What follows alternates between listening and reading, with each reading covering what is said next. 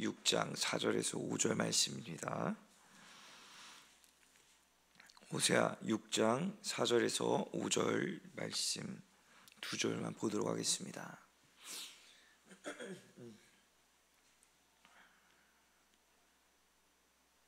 호세아 6장 4절에서 5절 말씀 우리 한 목소리를 합독하도록 하겠습니다.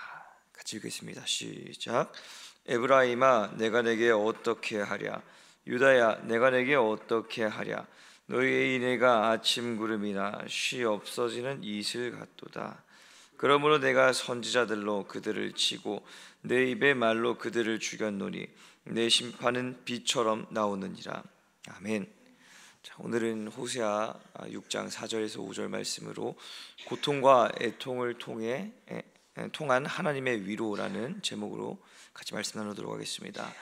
호세아서에서 중심이 되는 것은 하나님의 사랑입니다. 하나님께서 하나님의 백성인 이스라엘을 사랑하심으로 그들의 이 죄악된 행동을 심판하며 바로잡고 고치려고 하시는 것이죠. 그러므로 호세아 6장 1절 말씀이 어떻게 보면 이 호세아서에서 중심이 되는 구절이라고 할 수가 있습니다. 호세아서 6장 1절을 보면 오라 우리가 여호와께로 돌아가자. 여호와께서 우리를 찢으셨으나 도로 낫게 할 것이요 우리를 치셨으나 싸매어 주실 것임이라 라고 말하고 있습니다. 하나님께서 죄를 심판하시지만 그 안에서 다시금 하나님의 그 주체 아래서 회복이 일어날 것임을 말해주고 있는 것입니다. 여기서 중요한 것이 하나님의 심판을 받고 또 회복을 받는 이 백성들의 태도입니다. 하나님께서 심판하시며 때가 되면 자연스럽게 회복시켜 주신다는 것이 아닙니다. 여전히 죄악된 행동을 하고 삶이 전혀 변화가 없다면 어떠한 회복도 존재하지가 않을 것이죠. 1절에서 강조하는 강조점은 여호와께로 돌아가는 것에 있습니다. 하나님께로 돌아간다는 것은 무엇을 뜻하는 것입니까? 지금 북이스라엘 백성에게 있어서는 회개를 뜻하는 것이죠. 이들이 당시에 어떤 상태였는지 호세아 4장 1절 후반부터 2절까지 기록이 되어 있는데요. 이 호세아 4장 1절부터 2절까지 보면은 이 땅에는 진실도 없고 인애도 없고 하나님을 아는 지식도 없고 오직 저주와 속임과 살인과 도둑질과 간음뿐이요 포악하여 피가 피를 뒤음이라 라고 말하고 있습니다. 하나님은 이들과 논쟁하고 있으시다고 말하고 있죠. 이러한 상태를 지닌 백성들은 하나님과 적대 관계에 있는 자들인 것입니다. 그러므로 이스라엘 백성들은 회개하며 자신이 짓고 있는 죄를 스스로 깨닫게 되어야 합니다. 그리고 그 회개의 출발점이 되는 것은 하나님의 말씀이 되는 것이죠. 하나님을 아는 지식이 있는 자만이 자신의 행동을 하나님의 그 말씀에 빗대어서 자신의 죄악을 볼 수가 있게 되는 것입니다. 하나님께서는 계속해서 예언자들을 통해서 하나님의 말씀을 백성들에게 비치고 있으십니다. 문제는 북이스라엘도 그렇고 남유다도 그렇고 하나님의 말씀을 듣고 하나님을 아는 지식을 가지고 있는 사람이 보이질 않는다는 것이죠. 우리 4절 말씀 한번 같이 읽어보도록 하겠습니다. 오늘 본문 4절 말씀입니다. 우리 같이 읽겠습니다. 시작. 에브라임아 내가 내게 어떻게 하랴, 유다야 내가 내게 어떻게 하랴. 내가 너희의 인애가 아침 구름이나 쉬 없어지는 이슬 같도다. 아멘. 여기서 에브라임은 북이스라엘을 상징합니다. 하나님께서 북이스라엘과 남유다 하나님의 모든 백성이죠. 이들에게 말씀하십니다. 에브라임아 내가 네게 어떻게 하랴, 유다야 내가 네게 어떻게 하랴. 하나님께서 지금 이들에게 개탄하고 있으십니다. 하나님의 뜻대로 따라주지 않았기 때문이죠. 이것을 다르게 말하면 하나님께서는 이 하나님의 백성들을 위해서 하나님의 노력을 쏟고 있으십니다. 그러나 하나님의 노력에도 불구하고 이들은 꿈쩍도 하지 않고 있습니다. 하나님은 이들을 향해서 한숨을 쉬고 있으십니다. 하나님의 관심은 백성들에게 집중되고 있으나 백성들은 하나님을 전혀 신경 쓰지 않고 있는 모습이 오늘 4절을 통해서 드러나고 있는 것입니다. 그러한 이유가 무엇입니까? 4절을 계속해서 보면은 너희의 인애가 아침 구름이나 쉬 없어지는 이슬 같도다라고 말하고 있습니다. 하나님을 향한 사랑과 충성이 삶 가운데 유지되어야 되는데 그들의 삶 가운데 하나님의 말씀이 뿌리내리질 못하고 있는 것입니다. 아주 쉽게 없어지는 것이죠. 말씀이 그들에게 들릴지라도 들린 말씀들이 너무나도 쉽게 사라져버리기 때문입니다. 여러분, 병원에 갔을 때는 한번 생각해 보십시오. 하다못해 감기에 걸려서 병원을 간 경우라고 하더라도 평상시에 병원에 간 것과 어떤 중요한 일정, 중요한 행사를 앞두고 병원에 간 것은 마음가짐이 다를 것입니다. 평상시에 병원을 갔을 때는 의사에게 진료를 받고 약사에게 약을 받아오죠. 어차피 이 약을 먹으면 좋아질 것을 알기 때문에 의사 선생님께서 조언해 준 내용이 우리 마음 가운데 남을 때도 있지만 그렇게 중요하게 남지는 않을 것입니다. 아마 그냥 스치듯 지나갈 거란 말이시죠. 받아온 약도 그냥 한 번쯤 건너가도 뭐 그러려니 어차피 이 약 다 먹으면 나을 텐데 하면서 다음에 먹으면 되지 하고 안일하게 생각할 것입니다. 그러나 중요한 일정을 하루 앞에 두고 반드시 이 감기가 나았고 몸이 호전되어야 할 상황이라면 그 상황에서 의사 선생님께 자신의 상황에 대해서 더 구체적으로 말하게 될 것입니다.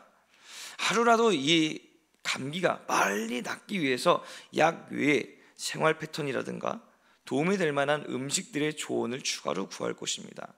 약을 한 번이라도 놓치면 안 되죠. 무조건 나아야 한다는 의무감이 있기 때문입니다.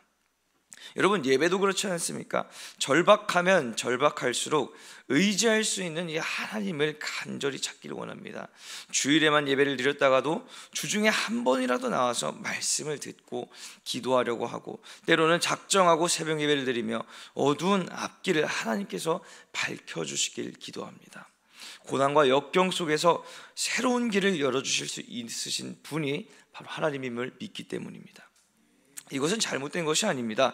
예수님께서 이 땅에 오신 이유가 무엇입니까? 마태복음 9장 12절과 13절을 보면 이렇게 기록이 되어 있습니다. 예수께서 들으시고 이르시되 건강한 자에게는 의사가 쓸데없고 병든 자에게라야 쓸데있느니라. 너희는 가서 내가 긍휼을 원하고 제사를 원하지 아니하노라 하신 뜻이 무엇인지 배우라. 나는 의인을 부르러 온 것이 아니요 죄인을 부르러 왔노라 하시니라. 예수님께서 이 땅에 오신 이유는 죄인을 위해서였습니다. 몸과 마음이 상한 자를 위하여서 이 땅에 오신 것이죠. 그러므로 삶이 힘들어서 하나님께 힘듦을 털어놓고 예수님을 붙잡으십니까? 여러분, 그 행동은 아주 잘한 행동입니다. 예수님께서 오신 이유가 그것이기 때문이죠. 평소에 잘할 걸 하고 자책하지 마십시오. 여러분이 감당하고 있으시는 고통과 환난을 통해서 하나님께 엎드려 기도함으로 하나님께서 그 고통과 아픔과 환난 가운데 평안과 위로를 허락하실 것입니다. 우리 한번 이 말씀을 찾아보기를 원합니다. 이사야 53장 5절 말씀입니다. 이사야 53장 5절 말씀 우리 같이 한번 보도록 하겠습니다.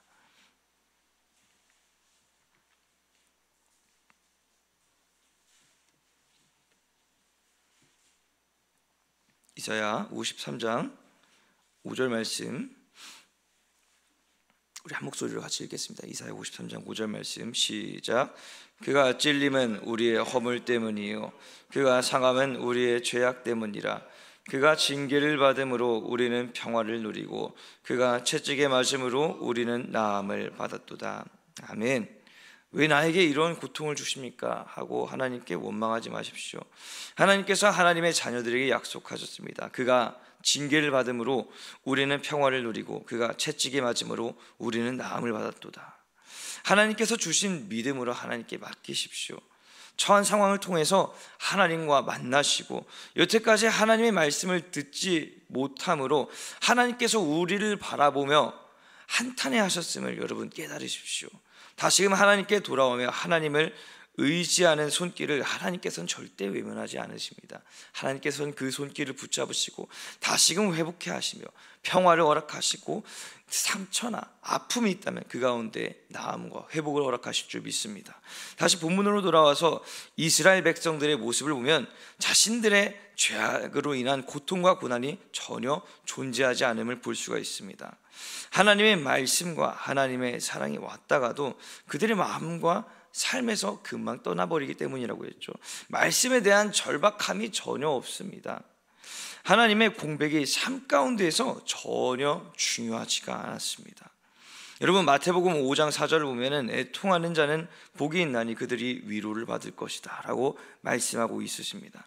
삶에서 하나님이 자신과 동행하지 않는 것을 알고 하나님을 찾기 위해서 고통 가운데 애통해하는 자에게 하나님께서는 위로를 허락하십니다. 그러나 이스라엘 백성에게는 하나님의 위로가 전혀 없었습니다. 오직 하나님께서 그들을 모시고 말씀을 듣지 않는 그들을 향해서 하나님의 한탄만이 존재했을 뿐이었습니다.